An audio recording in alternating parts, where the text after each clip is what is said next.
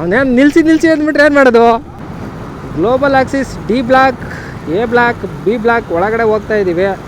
ಅದರಲ್ಲಿ ನಾವು ಬೇರೆಯವ್ರಿಗೆ ಏನಕ್ಕೆ ಹೆದರ್ಕೊಬೇಕು ನೋಡ್ರಿ. ಇದೆ ಟಾಟಾ ಕನ್ಸಲ್ಟೆನ್ಸಿ ಸರ್ವಿಸಸ್. ನೀನು ಈ ಥರ ಮೊದಲಿಗೆ ಬಂದುಬಿಟ್ರೆ ನಾವೆಲ್ಲ ಹೋಗೋಣ. ಅಯ್ಯೋ ಕ್ಯಾಬ್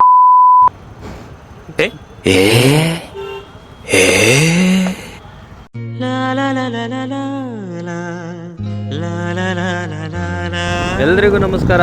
ನಾನು ನಿಮ್ಮ ಅರುಣ್ ಮಾತಾಡ್ತಾ ಇರೋದು. ಸೊ ಪ್ರತಿದಿನ ಕೆಲ್ಸಕ್ಕೆ ಹೋಗೋದ್ರಿಂದ ನನಗೆ ವಿಡಿಯೋಸ್ ಮಾಡೋಕ್ಕಾಗ್ತಾ ಇಲ್ಲ. ಸೊ ಅದರಿಂದ ಏನು ಮಾಡಿದ್ದೀನಿ, ಬೈಕ್ ವ್ಲಾಗಿಂಗ್ಗೆ ಸ್ಟಾರ್ಟ್ ಮಾಡಿಬಿಡೋಣ ಅಂತ ಇವತ್ತಿಂದ ಸ್ಟಾರ್ಟ್ ಮಾಡ್ತಾ ಇದ್ದೀನಿ. ಇವತ್ತು ಏಪ್ರಿಲ್ 1 ಹಾಗಂತ ನಾನು ಯಾರನ್ನೂ ಫೂಲ್ ಮಾಡೋಕ್ಕೆ ಹೋಗ್ತಾ ಇಲ್ಲ ಇಲ್ಲಿ. ಇವತ್ತು ಒಬ್ಬ ಮಹಾನ್ ಭಾವನ ಬರ್ತಡೇ ಇದೆ. ಯಾರು ಅಂತ ಗೊತ್ತಾ?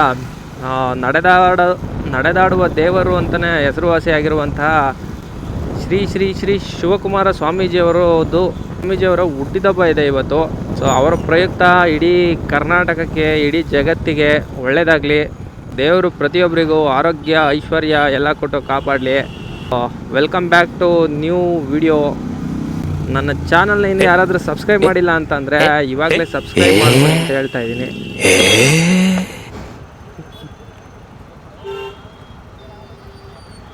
ಎಲ್ಲ ಹೆಂಗೆ ನೋಡ್ತಾ ಇದ್ದಾರೆ, ವಿಡಿಯೋ ಮಾಡ್ತಾ ಇರೋದಕ್ಕೆ ನೋಡ್ತಾ ಇದ್ದಾರೆ, ಕ್ಯಾಮ್ರಾ ಹಾಕೊಂಡಿದ್ದಾರೆ ಅಂತ. ಸ್ವಲ್ಪ ಒಂದು 10 ವರ್ಷ ಏನಾದರೂ ಹೋದರೆ ಪ್ರತಿಯೊಬ್ಬರು ಸಹ ಇದನ್ನೇ ಮಾಡ್ತಾರೆ. ಪ್ರತಿಯೊಬ್ಬರು ಬೈಕಲ್ಲಿ ಹೋಗೋರು ಸಹ ಕಂಟೆಂಟ್ ಕ್ರಿಯೇಟ್ ಮಾಡ್ತಾರೆ, ಮೊಬೈಲಲ್ಲೂ ಸಹ ಕಂಟೆಂಟ್ ಕ್ರಿಯೇಟ್ ಮಾಡ್ತಾ ಇರ್ತಾರೆ. ನೋಡಿ ಬೇಕಾದ್ರೆ. ಹೌದಾ? ಅಂದರೆ ಏನು ಗೊತ್ತಾ, ಯಾರಾದರೂ ಒಬ್ರು ಈಗ ಹೊಸದಾಗಿ ಏನಾದರೂ ಕ್ಯಾಮ್ರಾ ಹಾಕೊಂಡಿದ್ದಾರೆ, ಇಲ್ಲಾಂದರೆ ಮೊಬೈಲಲ್ಲಿ ಶೂಟ್ ಮಾಡ್ತಾ ಇದ್ದಾರೆ ಅಂದರೆ ಇನ್ನೂ ಜನಗಳಿಗದು ಅಷ್ಟು ಒಂಥರ ಮುಜುಗರ ಅನ್ನೋದಿರುತ್ತಲ್ವಾ. ಅದಕ್ಕೆ ಏನು ಮಾಡ್ತಾರೆ, ಯಾರಾದರೂ ಒಬ್ರು ಹಾಕೊಂಡಿದ್ರೆ ಅದನ್ನೇ ನೋಡ್ತಾ ಇರ್ತಾರೆ. ಆ ಮುಜುಗರ ಅನ್ನೋದು ಹೋಗಬೇಕು. ಯಾವತ್ತು ಹೋಗುತ್ತೆ ಆವಾಗಲೇ ನಮ್ಮ ಕಂಟೆಂಟ್ ಕ್ರಿಯೇಟ್ ಮಾಡೋರಿಗೊಂದು ವ್ಯಾಲ್ಯೂ ಸಿಗೋದು. ಎಷ್ಟೋ ಜನ ಏನು ಗೊತ್ತಾ, ಆಸೆ ಇರುತ್ತೆ ಅವರಿಗೆ, ನಾವು ಕಂಟೆಂಟ್ ಕ್ರಿಯೇಟ್ ಮಾಡಬೇಕು, ನಾವು ವಿಡಿಯೋ ಮಾಡಿ ಅಪ್ಲೋಡ್ ಮಾಡಬೇಕು ಸೋಷಿಯಲ್ ಮೀಡಿಯಾದಲ್ಲಿ, ಇನ್ಸ್ಟಾಗ್ರಾಮಲ್ಲಿ ಅಂತ. ಬಟ್ ಭಯ ಏನಪ್ಪ ಅಂತಂದರೆ ಹೆಂಗೆ ಮಾತಾಡಬೇಕು. ನನ್ನ ಹತ್ರ ಮೊಬೈಲ್ ಇಲ್ಲ, ನನ್ನ ಹತ್ರ ಕ್ಯಾಮ್ರಾಗಳಿಲ್ಲ, ನನ್ನ ಹತ್ರ ಮೈಕ್ ಇಲ್ಲ. ಸೊ ನಾನು ಪಬ್ಲಿಕಲ್ಲಿ ಮೊಬೈಲ್ ತೆಗೆದ್ರೆ ಇಲ್ಲ ಕ್ಯಾಮ್ರಾ ತೆಗೆದ್ರೆ ಯಾರು ಏನು ಅನ್ಕೊಂತಾರೋ, ಈ ಥರದೊಂದು ಫಿಯರ್ ಅನ್ನೋದಿರುತ್ತೆ ಎಲ್ಲರಿಗೂ. ನಾನು ಅವ್ರಿಗೆಲ್ಲ ಏನು ಹೇಳ್ತೀನಪ್ಪ ಅಂತಂದರೆ, ಅಕಸ್ಮಾತ್ ಅವ್ರು ಏನಾದರೂ ಸ್ಟಾರ್ಟ್ ಮಾಡಿ ವಿಡಿಯೋ ಮಾಡೋಕ್ಕೆ ಶುರು ಮಾಡಿದ್ರೆ ವೈರಲ್ ಆಗಿ ಅಕಸ್ಮಾತ್ ಅವರು ಫೇಮಸ್ ಆದರೂ ಆಗ್ಬೋದು, ಆಗ್ದಲೇ ಇದ್ರೂ ಇರ್ಬೋದು. ಅಕಸ್ಮಾತ್ ಫೇಮಸ್ ಆದರೆ ಅವರೇ ಫೇಮಸ್ ಆದಂಗೆ ತಾನೆ. ಇಲ್ಲಿ ನಾವು ಪ್ರತಿದಿನ ಊಟ ಮಾಡೋದಕ್ಕೆ, ನಾವು ಹಾಕೋಣ ಬಟ್ಟೆಗಳಿಗೆ, ನಾವು ಓಡಾಡೋ ಖರ್ಚಿಗೆ ಯಾರು ಕಾಸು ಕೊಡಲ್ಲ, ಯಾರು ದುಡ್ಡು ಕೊಡಲ್ಲ, ಯಾರು ನೋಡ್ಕೊಳಲ್ಲ. ಅಂಥದ್ರಲ್ಲಿ ನಾವು ಬೇರೆಯವ್ರಿಗೆ ಏನಕ್ಕೆ ಹೆದರ್ಕೊಬೇಕು, ಬೇರೆಯವ್ರಿಗೆ ಏನಕ್ಕೆ ಭಯ ಪಡ್ಬೇಕು ಹೇಳಿ? ನಮ್ಮ ಜೀವನ ನಮ್ಮ ಇಷ್ಟ. ಈಗ ನಾವು ಚೆನ್ನಾಗಿದ್ರು ಜನ ಮಾತಾಡ್ತಾರೆ, ಚೆನ್ನಾಗಿಲ್ಲ ಅಂದರೂ ಜನ ಮಾತಾಡ್ತಾರೆ. ಹಂಗಂತ ನಾವು ಎಲ್ಲದನ್ನು ಬಿಟ್ಬಿಟ್ಟು ನಮ್ಗೆ ಏನು ಇಷ್ಟ ಇರುತ್ತೋ ಅದನ್ನು ಮಾಡ್ತಾ ಹೋಗ್ಬೇಕು. ಏನಂತೀರಾ? ನಮ್ಮ ದೇಶ ರೀ, ನಾವು ಕೊಟ್ಟಿರೋ ದೇಶ ಇದು. ಇವ್ರು ಕಾರ್ನವ್ರು ಹೋಗೋದು ಇಲ್ಲ, ಅತ್ತಾಗೆ ಜಾಗನೂ ಬಿಡಲ್ಲ. ಬೆಂಗಳೂರು ತುಂಬ ಈ BMTC ಮತ್ತು ಇಂಥ ಕಾರ್ಗಳಿಂದನೇ ಅರ್ಧ ರೋಡ್ ಬ್ಲಾಕ್ ಆಗಿಬಿಡುತ್ತೆ. ಹೋಗೋರ್ಗೂ ದಾರಿ ಬಿಡಲ್ಲ, ಇವರು ಹೋಗಲ್ಲ ಅತ್ತಾಗೆ. ಅಯ್ಯೋ, ನಮ್ಮ ಇಂಡಿಯನ್ಸ್ ನೋಡ್ರಿ ರೋಡಲ್ಲೇ ಗೊಣ್ಣೆ ಸಿಕ್ಬಿಡ್ತಾರೆ. ಆ ಯಪ್ಪ ನೋಡ್ರಲ್ಲ, ಇದನ್ನ ಏನು ಅನ್ಕೊಂಡವ್ರೆ. ಅದಕ್ಕೆ ನಮ್ಮ ದೇಶ ಇನ್ನೂ ಉದ್ಧಾರ ಆಗಿಲ್ಲ. ಯಾಕೆಂದ್ರೆ ಇದೇ ಕಾರಣಕ್ಕೆ. ಎಲ್ಬೇಕಾಲ್ಲಿ ಬಾಯಲ್ಲಿ ತಿಂತಿರೋದನ್ನ ಉಗಿತಾರೆ, ಎಲ್ಬೇಕಾಲ್ಲಿ 1, 2 ಎಲ್ಲ ಮಾಡ್ತಾರೆ. ಈ ಥರ ಇದ್ರೆ ಇನ್ನು ಹೆಂಗೆ ಉದ್ಧಾರ ಆಗುತ್ತೆ ಹೇಳಿ? ಗೌರ್ಮೆಂಟ್ನವ್ರು ನೋಡಿದ್ರೆ ಈ ಥರ ಪ್ಯಾಚ್ಗಳು ರೋಡ್ಗಳು ಹಾಕ್ತಾರೆ. ರೋಡ್ಗಳು ಅಗಲ ಮಾಡಲ್ಲ, ಓಡಾಡೋದಕ್ಕೆ ಸಪ್ರೇಟ್ ರೋಡ್ಗಳಿರಲ್ಲ. ಅಕಸ್ಮಾತ್ ಮಿಸ್ ಆಗಿ ಏನಾದರೂ ಒಂದೇ ಒಂದು ರೋಡ್ ಬ್ಲಾಕ್ ಆಯಿತು ಅಂದರೆ ಅವತ್ತಿನ ದಿನ ಅಲ್ಲಿಗೆ ಮುಗೀತು. ಎಲ್ಲ ತಾತ ಸೈಡಿಗೆ ಹೋಗಿ, ಆತ ಸೈಡಿಗೆ ಹೋಗ್ತಾ ಇಲ್ಲ, ಯಾವ ಕಡೆ ನೋಡ್ಕೊಂಡು ನನ್ನ ಕಡೆಗೆ ಬರ್ತಾರೆ. ನಮ್ಮ PG ಊಟ ಎಲ್ಲ PGಗಳಲ್ಲೂ ಸೇಮು, ಒಂದೇ ಥರ ಊಟಗಳು ಮಾಡೋದು. ಏನು ಅವರೆಲ್ಲ ಒಂದೇ ಕಡೆ ಏನಾದರೂ ಟ್ರೈನಿಂಗ್ ತಗೊಂಡು ಬಂದಿರ್ತಾರ ಅಂತ ನನಗೆ ಡೌಟ್ ಐತೆ. ಎಲ್ಲ PGಲೂ ಒಂದೇ ಥರ ಅಡುಗೆ ಮಾಡ್ತಾರೆ ಸೇಮು. ಇಡೀ ಕರ್ನಾಟಕದಲ್ಲಿ ಎಲ್ಲೋದ್ರೂ ಎಲ್ಲ ಆಂಧ್ರ PGನೇ, ಆಂಧ್ರದವರೇ ಎಲ್ಲ PGಗಳು ನಡೆಸೋದು. ಕರ್ನಾಟಕದ ಒಂದು PG ನೋಡಿಲ್ಲ ನಾನು ನಿಜವಾಗ್ಲೂ. ಎಲ್ಲ ವೆಂಕಟೇಶ್ವರ PG, ಆ PG, ಈ PG ಅಂತ SLV PG ಅಂತ ಇಟ್ಕೊಂಡಿರ್ತಾರೆ. ಕೊರೋನಾಗೂ ಸುತ್ತಮುತ್ತ ಇಡೀ ಬೆಂಗಳೂರಲ್ಲೆಲ್ಲ ವೈಟ್ ಫೀಲ್ಡ್ ತುಂಬ ಹುಡುಕ್ಬಿಟ್ಟೆ, ಒಂದೇ ಒಂದು ಕನ್ನಡದ PG ಇಲ್ಲ ಗೊತ್ತಾ ನಿಮ್ಗೆ. ಎಲ್ಲಾದರೂ ಚಪಾತಿ ಬೇಯಿಸಲ್ಲ ಸರಿಯಾಗಿ, ದಾಲು. ಅದು ಬಿಟ್ಟರೆ ಪಲ್ಯ ಏನು ಗೊತ್ತಾ, ಆ ಕೋಸು ಬರುತ್ತಲ್ಲ ಎಲೆಕೋಸು, ಅದೇ ಪಲ್ಯ. ಅದು ಬಿಟ್ಟರೆ ಬೇರೆ ಪಲ್ಯನೇ ನೋಡಲ್ಲ. ಅದು ಬಿಟ್ಟರೆ ಬೀಟ್ರೋಟ್ ಪಲ್ಯ. ಅಲ್ಲ, ಒಂದೊಂದು ಟೈಮ್ ಮಾತ್ರ ಇಲ್ಲಿ ಇಷ್ಟೊಂದು ಟ್ರಾಫಿಕ್ ಆಗಿಬಿಡುತ್ತಲ್ಲ, ಏನು ಸಮಾಚಾರ ಅಂತ. ಆಂಟಿ ನಿಮಗೋಸ್ಕರ ಜಾಗ ಬಿಡ್ತಾ ಇದ್ದೀನಿ, ಹೋಗಿ. ಪಾಪ ಕಷ್ಟಪಟ್ಟು ಕೆಲಸ ಮಾಡ್ತಾರೆ. ನಮ್ಮ ಕರ್ನಾಟಕದಲ್ಲಿ ಏನು ಗೊತ್ತಾ, ಈ ಕಸ ಎಲ್ಲ ಕ್ಲೀನ್ ಮಾಡ್ತಾರಲ್ಲ, ಅವರಿಗೆ ಬೇಕಾಗಿರೋದು ಯಾವುದೇ ಸವಲತ್ತನ್ನೇ ಕೊಟ್ಟಿಲ್ಲ ಅವರು. ಪೇಮೆಂಟ್ ಕೊಡ್ತಾರೆ 35-40 ಸಾವಿರ ಕೊಡ್ತಾರಂತೆ. ಯಾವುದಕ್ಕೂ ಒಂದೆರಡು ಕೆಲವು ವಿಡಿಯೋಗಳಲ್ಲಿ ನೋಡಿದ್ದೆ ನಾನು. ಬಟ್ ಅವ್ರಿಗೆ ಬೇಕಾಗಿರೋದು ಪರ್ಕೆನೂ ಇವರೇ ತಗೊಂಡು ಹೋಗ್ಬೇಕಂತೆ ರೋಡ್ ಗುಡ್ಸೋದು. ಅದ್ಯಾವ ನ್ಯಾಯ? ಈಗ ಮಾಡ್ತಾ ಇರೋದು ಪಬ್ಲಿಕ್ ಕೆಲಸ ತಾನೇ, ಪರ್ಕೆಗಳು ಇವರೇ ತಗೊಂಡೋಗಿರ್ತಾರೆ ಪಾಪ.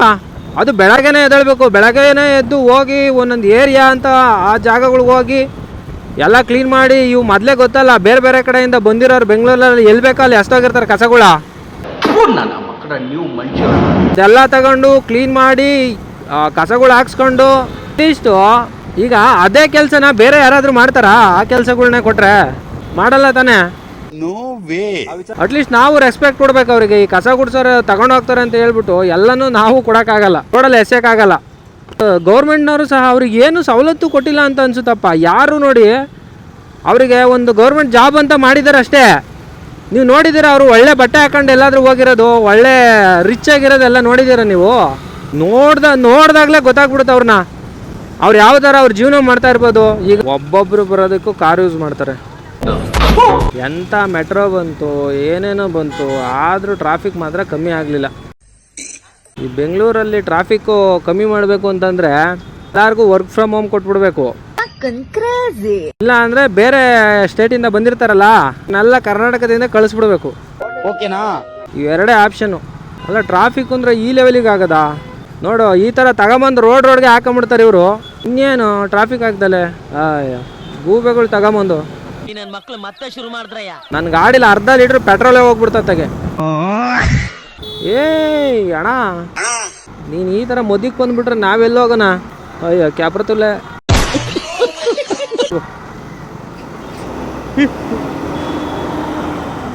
ಏನಿವತ್ತು ಇಷ್ಟೊಂದು ಆಟೋಗಳು ಇಲ್ಲಿ? ಮೋಸ್ಟ್ಲಿ ಮಧ್ಯಾಹ್ನ ಅಲ್ವಾ? ಮಧ್ಯಾಹ್ನದ ಹೊತ್ತು ಆಟೋ ಡ್ರೈವರ್ಸು ಜಾಸ್ತಿ ಹೊಡೆಯೋಕೆ ಹೋಗಲ್ಲ. ಏಕೆ ಅಂದರೆ ಇಂಜಿನ್ ಎಲ್ಲ ಹೀಟ್ ಆಗಿರುತ್ತೆ, ಆಮೇಲೆ ಅವ್ರಿಗೆ ರೆಸ್ಟ್ ಬೇಕಾಗಿರುತ್ತೆ. ಬೆಳಗಿಂದ ಕಂಟಿನ್ಯೂಸ್ಸಾಗಿ ಹೊಡೆದಿರ್ತಾರೆ ಗಾಡಿಗಳು.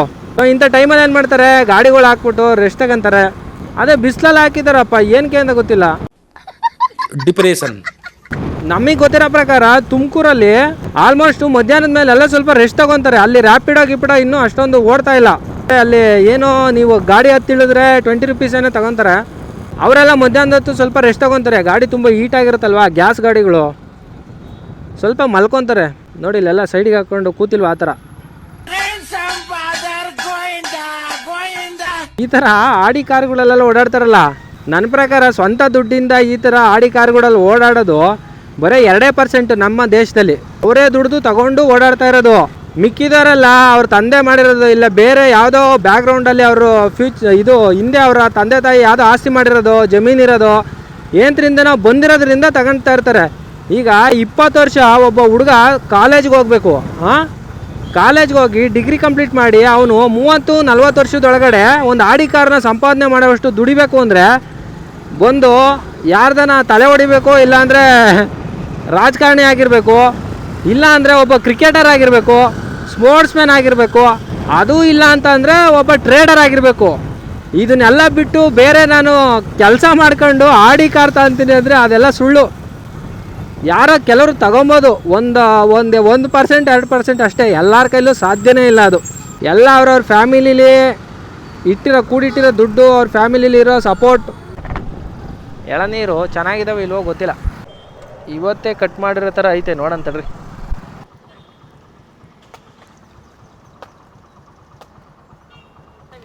ಗಂಜಿ ಕುಡಿಯೋಣ, ಅದು ಅಷ್ಟೊಂದು ಇದಾಗ್ಬಿಡು.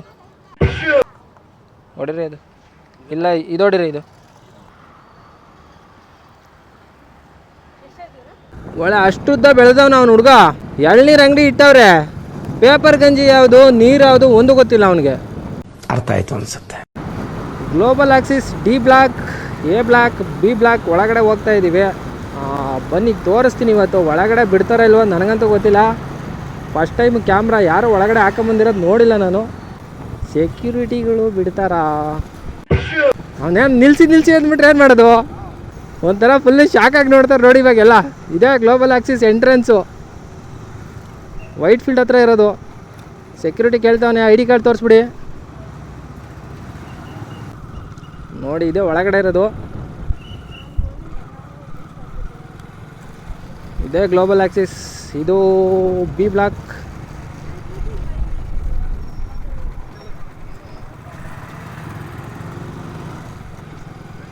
ನೋಡ್ರಿ ಇಲ್ಲಿ ರೈಟ್ ಸೈಡಿಗೆ ಹೋದರೆ ವರಾಕಲ್ ಸಿಗುತ್ತೆ. ಇಲ್ಲಿ ಲೆಫ್ಟ್ ಸೈಡಲ್ಲಿರೋದು ಡಿ ಬ್ಲಾಕು.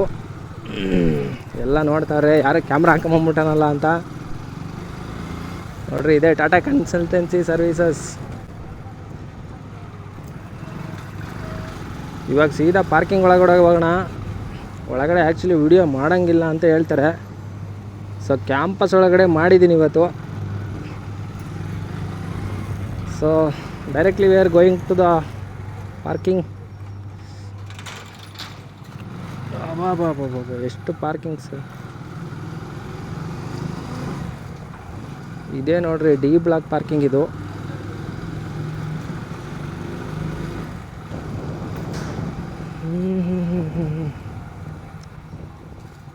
ಓ ಜಾಗನೇ ಇಲ್ಲ, ಎಲ್ಲೋ ಇಲ್ಲೇ ಹಾಕ್ಬಿಡೋಣ. ಮತ್ತೆ ಭೇಟಿಯಾಗೋಣ. ನಮಸ್ಕಾರ.